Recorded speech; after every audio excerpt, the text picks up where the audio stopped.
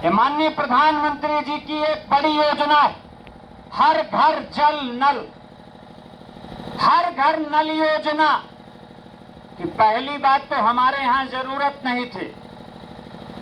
हमारे घरों में नल लगे हैं, हमारे घरों में समरसेबल लगे हैं, हमारे गांव में पेयजल की कोई भी अव्यवस्था नहीं है। हमारे यहाँ पेयजल की पर्याप्त व्यवस्था है। अगर सरकार को इतना पैसा खर्च करना था जल के ऊपर तो हमारे प्रत्येक गांव में 4-4 आप नलकूप बनवा देते तो हमारे किसानों की सिंचाई मुफ्त में हो जाती, हमारी फसलें हरी भरी हो जाती। लेकिन किसानों को कोई देखना नहीं चाहता है।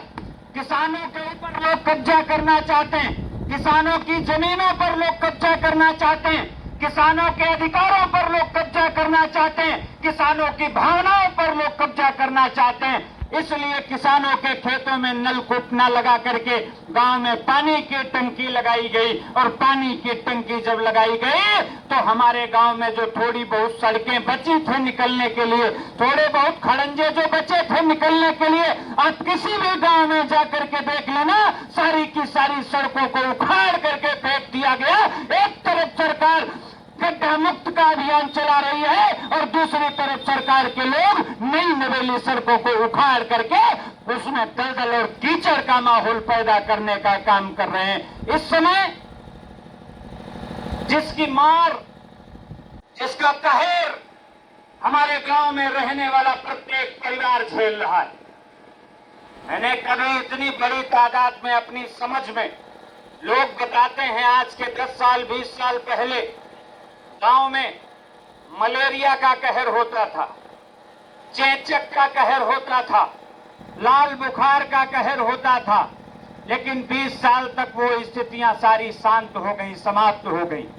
पिछले कुछ वर्षों से कहीं कोरोना की मार लोग झेल रहे हैं, कहीं डेंगू की मार लोग झेल रहे हैं। इस समय गांव में जल भराव और दलदल के कारण, कीचड़ के कारण, मच्छरों से फैलने वाली बीमारियां, आप गांव के किसी घर में जाओगे मुझे लगता है हर घर में एक व्यक्ति बुखार से तड़पता हुआ आपको मिलेगा।